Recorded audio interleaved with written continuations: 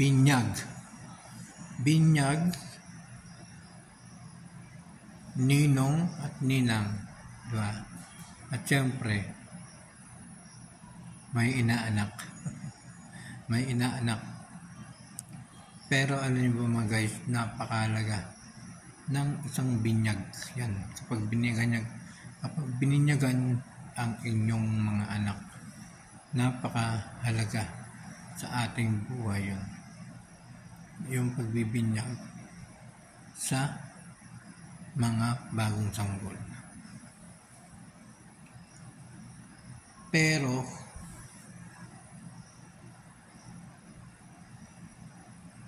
dapat hindi ito, pag pumasok ka rito sa pagiging ninang o ninong ng isang sanggol na binibinyagan, dapat ay bukal sa puso mo. Dapat bukal sa puso. Ito ay hindi ito. Yan ay hindi po laro. Yan po ay isang sagradong bagay o pangyayari. Diba? Kasi nakasulat yan sa banal na aklat, yung pagbibinyag. Kaya nga palagi sinasabi ng mga pare, diba? Kapag magbibinyag na, dapat daw bukal sa puso ang pagiging o pagkuha sa magiging mga ninong at ninang. Kaya lang depende sa mga, minsan kasi yung nagpabinyag, yung naging kumare mo, yung naging kumpare mo, pagdating ng araw ay parang baliwala na sa kanila. Parang balik na naman sa dati, parang kaibigan lang, parang yun, dead ma, di ba?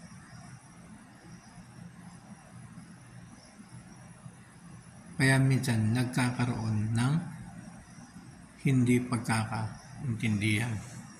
Minsan nawawala na, nababaliwala na yung inaanak, di ba? Minsan hindi na nagpapakita sa inaanak.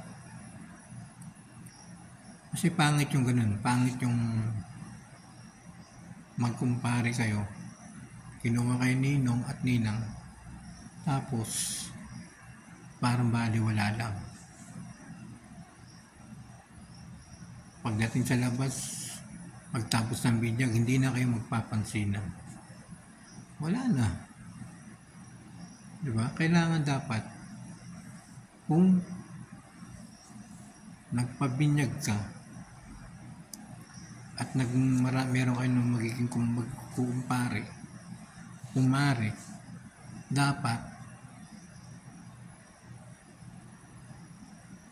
habang buhay na yun,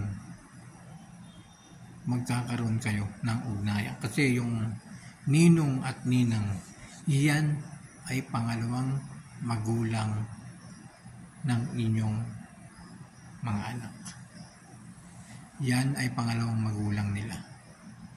Kaya dapat, kung naging ninong ng anak sila ninyo, ay dapat magkakaroon ng ugnayan. Magkakaroon ng parang connection, di ba? Siyempre, kasi parang pamilya na rin yan eh. Parang pamilya na rin kapag nagkaroon kayo at kumuha kayo sa inyong mga kaibigan, sa inyong mga kilala na magiging ninong ng inyong mga anak, di ba? Kaya kailangan maging totoo. Yan. Hindi lang kunwari ang pagiging ninong at ninang ng dalawang tao o ng nanay ng isang bata.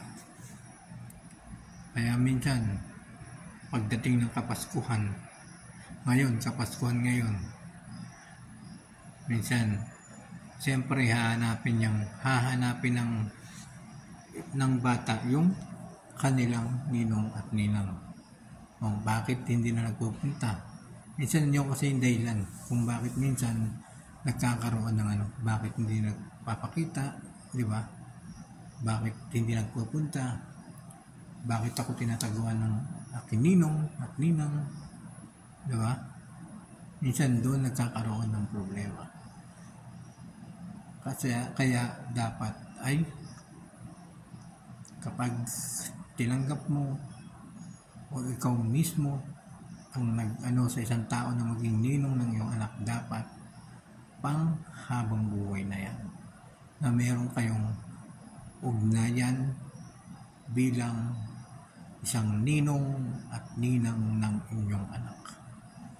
Kasi napakahalaga yan at balang araw ay hahanapin ng inyong anak yung kanyang ninang at ninong. Kasi mahirap po yan. Kasi yung sabi nga sa simbahan, kapag binibinyagan, napakahalaga ng pagiging isang ninong at ninang ng isang batang binibinyagan. Kasi sila ang pangalawang magulang, pangalawang ina, pangalawang tatay na maaari nilang napitan kapag sila ay nagigipit o nagkakaroon ng problema sa pamilya o sa anumang bagay. Kaya dapat maging maayos ang pakikitungo natin sa ating mga kumpare, sa ating mga kumare. Diba? Para maging masaya ang lahat. Ngayon darating ng Pasko.